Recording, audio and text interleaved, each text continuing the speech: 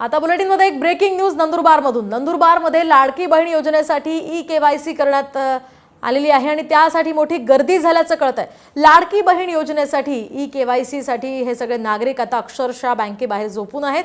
आदिवासी भागातील महिला या ठिकाणी गर्दी करतात, तर ठोस उपाययोजना करण्याची सुद्धा या महिलांची मागणी आहे। नंदुरबारमध्ये अक्षरशः बँकांबाहेर या महिलांना मुक्काम करावा लागतोय आणि त्याचीच ही दृश्य आपण सध्या साम टीव्हीवर पाहतोय।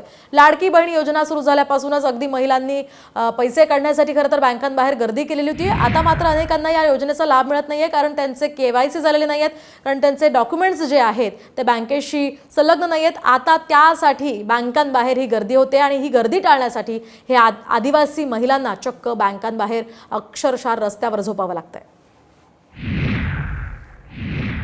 पैसे मी येत्या ठिकाणी फॉर्म भरणार, भरवा म्हणलं तर ते 50 ने 100 मागत दीदी जे लिखिले जे आणि अजुकत लाख दाव घड़ी ये जे कितना दिन हो गया? हमला 3-4 दिन हो गया। तुमने नंबर नहीं रहा? हमला नंबर ना लागे ना आपका कसं काय?